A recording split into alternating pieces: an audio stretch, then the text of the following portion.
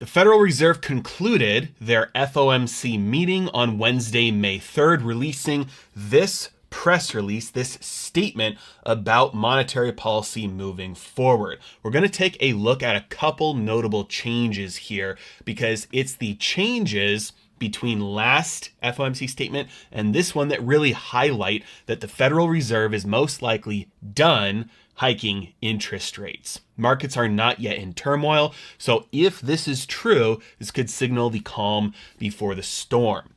Take a look at some of these changes. The first one here, in the last statement, it said recent indicators point to modest growth in spending and production. And instead of saying that, this time they said economic activity expanded at a modest pace in the first quarter. So last time they were saying, looking forward, we expect modest growth in spending and production. Now they're saying, hey, looking behind us, we see economic activity expanding at a modest pace. So nothing about that continuing or expanding into the future. So that's a big change. They're saying, hey, that growth is behind us.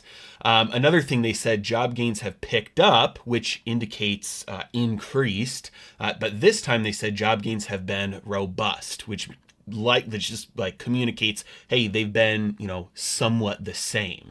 They haven't dropped off of a cliff, but they haven't been picking up. Now, this next change, I think, is the first most significant change between what they said last time and this time. So last time they said recent developments are likely to result in tighter credit conditions for households and businesses. So they are looking ahead at that and saying, hey, a couple of things have been happening, and we expect that that could result in tighter credit conditions.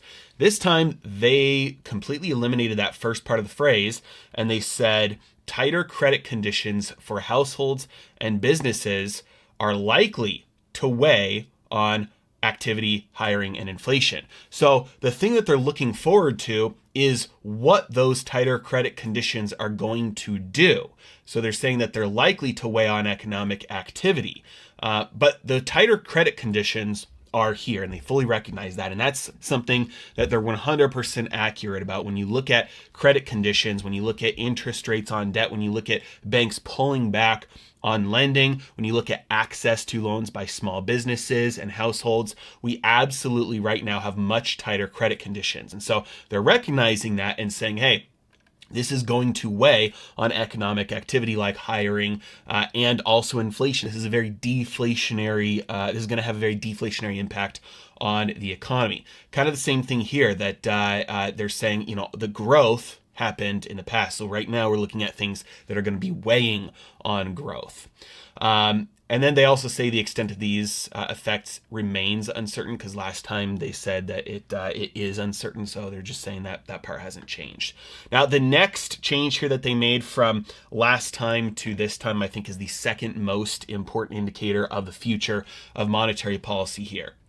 So last time they said the committee anticipates that some additional policy firming may be appropriate in order to attain a stance of monetary policy that is sufficiently restrictive to return to inflation of 2% over time. In determining the extent of future increases in the target range to return inflation to 2% over time, they'll take into account all the cumulative stuff. So you can see they scratched out a ton of that, and the only thing they said this time was, in determining the extent to which additional policy firming may be appropriate to return to inflation over to 2% over time, the committee will take into account these things. So instead of saying, hey, we think that in the future some tightening will be necessary, they're saying now we're just figuring out the extent to which additional tightening may be appropriate. And they also took out this part that said, in order to attain a stance of monetary policy that is enough to return to low inflation. So they took that out. Basically, they're signaling we have achieved monetary policy that is restrictive enough to bring inflation down. Now we're just trying to wait and see how long we keep it here, because everything they're saying here is extremely negative about the economy. The growth that happened was in the first quarter, no longer now.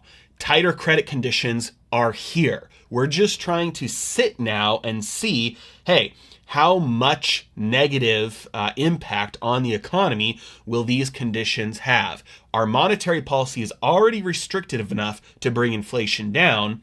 What effect is that going to have, and how long are we going to sit here? So this is a very deflationary outlook that they are giving here. You always have to read between the lines, because the Federal Reserve never wants to just come right out and say, hey, things are going to start crashing here. They're never trying to spook the markets. They're always trying to be very careful with what they say. So you have to read in between the lines. And when you look at and compare the changes from last statement to this statement, you see that very clearly.